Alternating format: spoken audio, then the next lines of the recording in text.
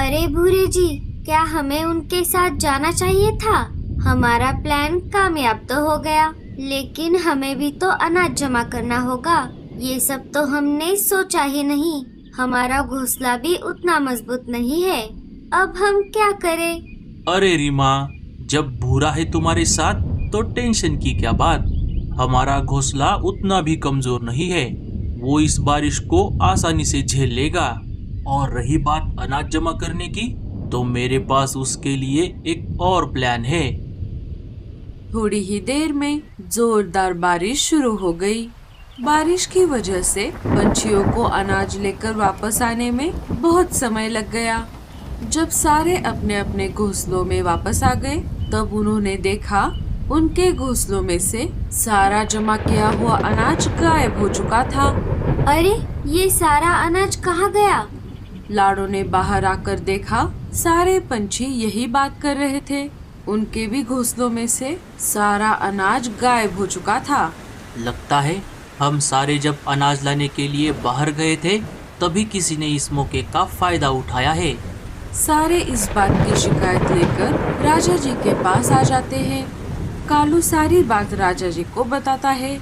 आप सब चिंता मत करो साथियों, जिसने भी ये हरकत की है हम उसे जल्द ही पकड़ लेंगे। अरे साथियों, हम सब तो यहाँ आ गए, लेकिन रीमा और भूरे को छोड़कर मुझे दाल में कुछ काला लग रहा है।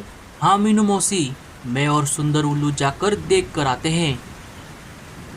जब कालू और सुंदर उल्लू रीमा और भूरे कौवे के घोंसले के बाहर आ गए, तब उन्होंने खिड़की से अंदर झांक कर देखा। उन्होंने देखा उनका घोंसला ढेर सारे अनाज से भर गया था। मान गए भूरे जी, आपने क्या दिमाग लगाया है।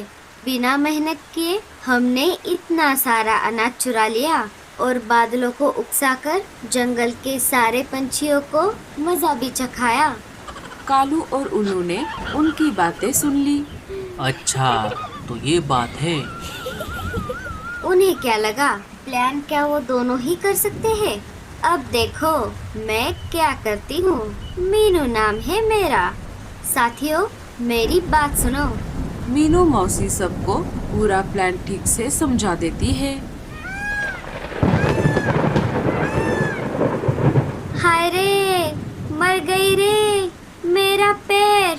अरे मीनू मौसी, ये आप क्या कर रही हो? अरे पगली, मैं जब प्लान बता रही थी तब क्या तू सो रही थी? ये प्लान का हिस्सा है। अब जैसे मैंने कहा था वैसा कर। हाँ हाँ हाँ, याद आ गया। हाय रे मेरा पैर, ये क्या हो गया आपको? रीमा और भूरा ये सब आवाज सुनकर बाहर आ जाते हैं। अरे मीनू मौसी, ये क्या हो गया आपको? आप ऐसे जोर जोर से चिल्ला क्यों रही हो? हाय रे मेरा पैर। हम दोनों बारिश में उड़कर हमारे घर जा रहे थे, तब अचानक मेरे पैर में दर्द करने लगा। लगता है अब मैं उड़ नहीं पाऊंगी। जल्दी करो वरना देर हो जाएगी। क्या क्या मतलब? किसके लिए देर हो जाएगी? अरे मेरा मतलब है कुछ करो, मुझे बहुत दर्द हो रहा है।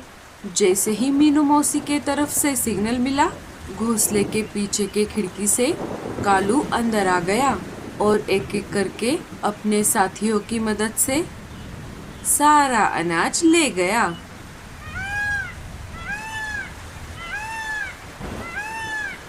जब सारा अनाज खत्म हो गया, तब कालू ने मीनू मौसी को इशारा किया। अरे ये क्या? मेरा पैर अब दर्द नहीं कर रहा। अब तो मैं बिल्कुल ठीक हूँ। चल भूरे, अब मैं चलती हूँ। वो दोनों वहाँ से चली गई। अरे ये सब क्या था? बारिश इतनी तेज थी, जंगल में बाढ़ आ गई। बाढ़ का पानी कब भूरे के घोंसले तक आ गया, उन दोनों को पता भी नहीं चला।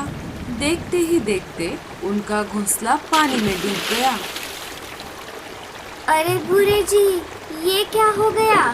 घोंसला भी गया और अनाज भी। भूरा भी ये सब देखकर घबरा गया। हमें बादलों से जाकर माफी मांगनी होगी और बारिश को रोकने के लिए मनाना होगा। दोनों बादलों के पास आ गए और उनसे माफी मांगकर बारिश रोकने के लिए कहा, लेकिन बादलों ने उनकी एक नहीं सुनी और उल्टा बारिश को और ज्यादा बढ़ाकर उन्हें वहां से भगा दिया। वो दोनों सीधा राजा जी के पास आ गए। वहाँ पर सारे पंछी पहले से ही मौजूद थे। राजा जी, हमें माफ कर दीजिए। भूरा और रीमा ने उनका सारा किया धरा राजा जी के सामने मान लिया और सारे पंछियों से माफी भी मांग ली। हम सबको एक बार फिर से जाकर बादलों को मनाना होगा। सारे बादलों के पास वापस आ जाते हैं। राजा जी सारी बात बादलों को बताते हैं। अच्छा, तो ऐसी बात है। राजा जी, हम अभी बारिश को तो रोक नहीं सकते, लेकिन हम सारे बादल आप सबके लिए बादल के घर बनाकर दे सकते हैं।